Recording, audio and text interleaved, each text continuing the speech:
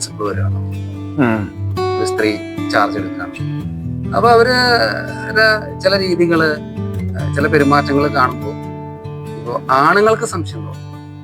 ഞാനീ പറഞ്ഞ സ്ത്രീകളെ പോലെ പെരുമാറുന്നവർക്ക് സംശയം ഉണ്ടാവില്ല. കാരണം അവരിൽ ഒരാളാണ്. എന്താടോ അയ്യോ പക്ഷെ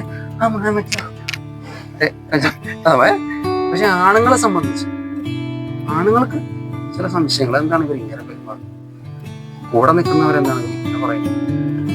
അപ്പൊ അങ്ങനെ ഒരു ക്യാരക്ടർ, വളരെ ഇൻട്രസ്റ്റിംഗ് ആയിട്ട് ക്യാരക്ടറാണ് അവർ. സ്വന്തം നിലനിൽപ്പിന് വേണ്ടി പല കൊള്ളരുതായ്മകളിലേക്കും വഴുതി വീഴുകയല്ല, മനഃപൂർവ്വം കാര്യങ്ങൾ ചെയ്യുന്ന ഒരു ക്യാരക്ടറിനെ കൊണ്ട് മറ്റുള്ളവർക്ക് ആർക്കും ഒന്നും മനസ്സിലാവില്ല അല്ലെ? മറ്റുള്ളവർക്കൊന്നും ഒരു ബുദ്ധിയും ബോധമില്ല, നമുക്ക് മാത്രമേ ബുദ്ധിയുള്ളൂ.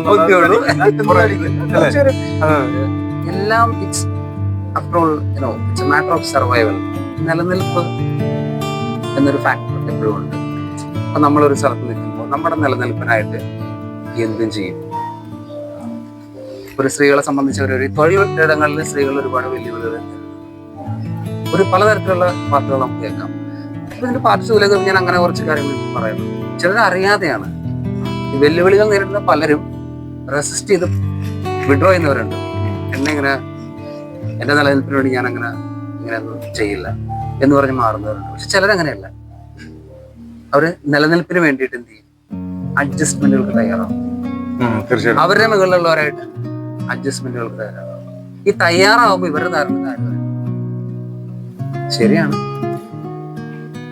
ഈ പൂച്ച കണ്ണടച്ച് പാല് കുടിക്കുമ്പോൾ പൂച്ചയുടെ ധാരണ ആരും കാണുന്നില്ലെന്നാണ്. പക്ഷെ ഇരുട്ട് പൂച്ചയുടെ കണ്ണിൽ മാത്രമാണ്. പുറത്ത് നല്ല വെളിച്ചമുണ്ട്. ഇല്ലേ? ഇല്ലേ?